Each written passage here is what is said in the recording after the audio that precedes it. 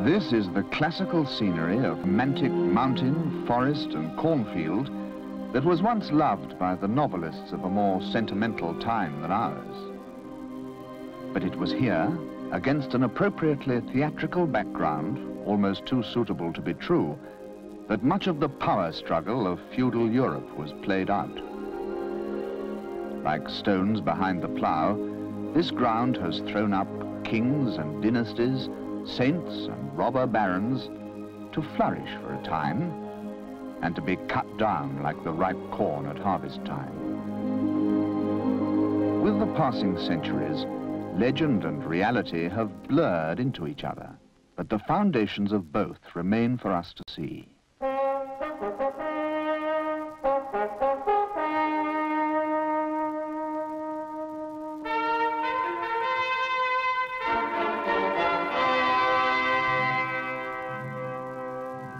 The ancient castles of Czechoslovakia are enough to excite anyone into a sense of history, even without the aid of organized pageants within their battlemented precincts.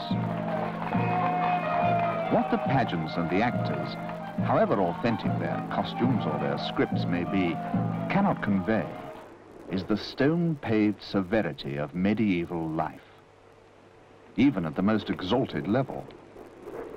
Stone walls, stone floors, stone seats, with only an occasional tapestry and some scattered rushes to soften the harshness of castle life. Neither the table manners of the 14th century nor the entertainment were notable for their refinement.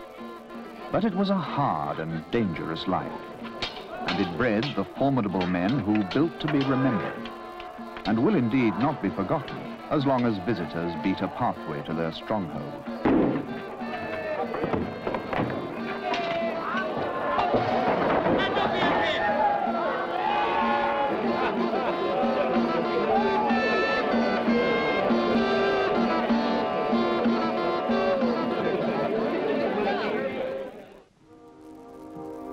In even earlier times, before codes of chivalry had reached their final elaboration, these ancient forests at the heart of Europe housed the founder of the great native Czech royal line, Przemysl, a peasant chosen in marriage by a princess, a union from which was to descend the good king Wenceslas, a gentle saint who got murdered for his moderation and whom we sing about at Christmas. This was the landscape that he knew. This was the landscape, and these much the same simple tasks about the farm that the peasant founder of the dynasty knew well.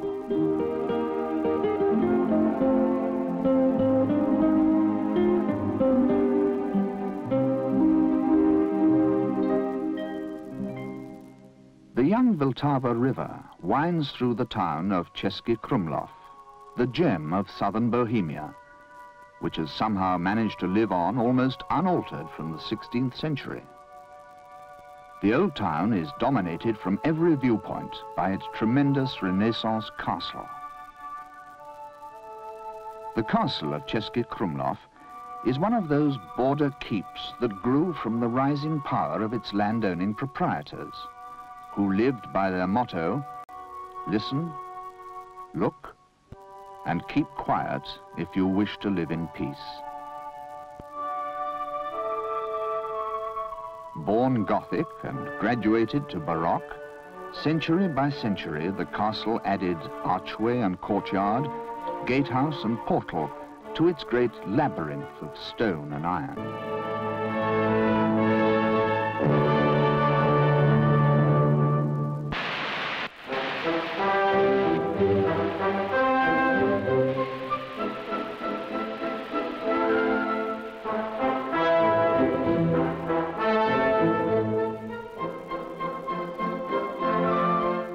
The Emperor Charles IV gave Carlsbad its name in the 14th century, but it was for monarchs of the late 19th century that this elaborate plumbing was devised, when Carlsbad was a favorite haunt of, among others, King Edward VII and the German Emperor Wilhelm II.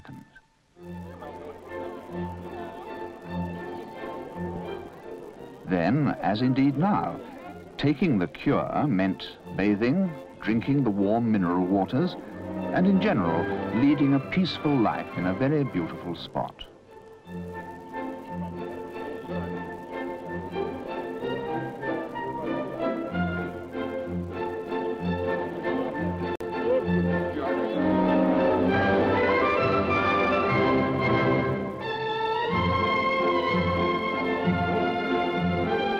Carlsbad is a magnificent example of what wise men can do with a landscape. A well-arranged scattering of dignified buildings, filling, yet not spoiling, a deep wooded valley.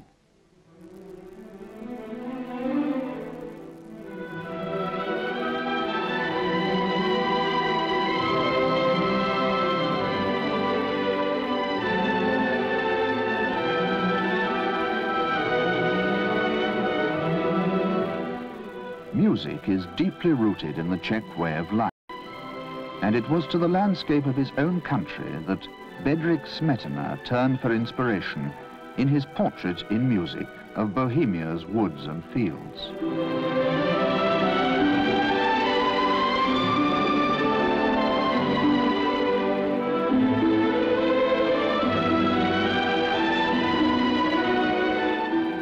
The city of Prague, on the mighty Vltava River, has been a lodestone for artists and musicians of Central Europe for 1,000 years. And in relatively recent times, Beethoven lived and wrote here.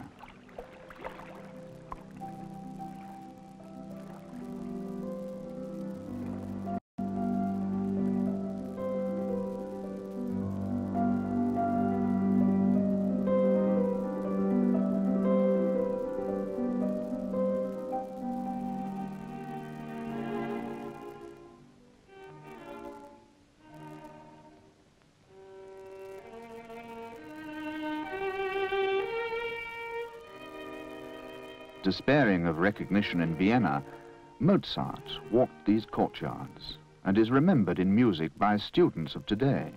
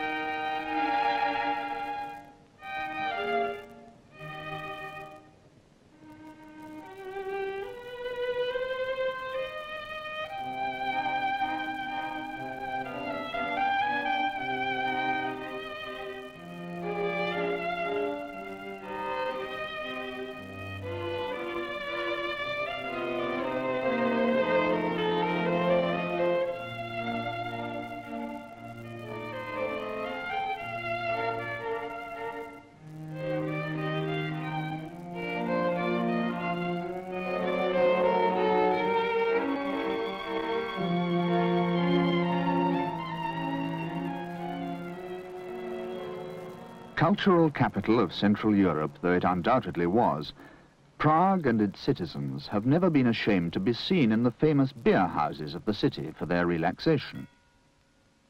Workers and students, managers and ministers can be found at Ufleku and other famous taverns of old Prague, where a special dark brown beer has been served to its customers since 1499.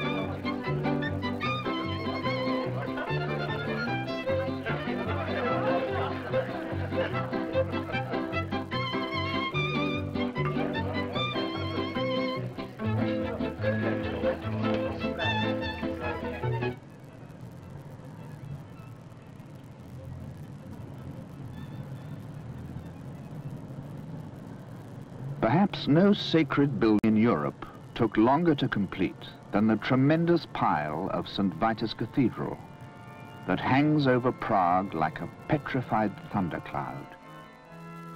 Begun by the Emperor Charles IV in the 14th century, the last stones were not finally laid until 1929.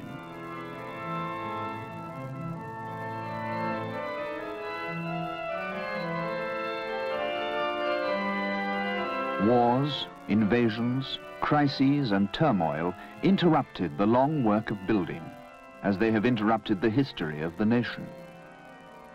But when the same princess, who chose a peasant for her prince, urged him to build his castle here, she prophesied, "I see a great city whose glory will touch the stars.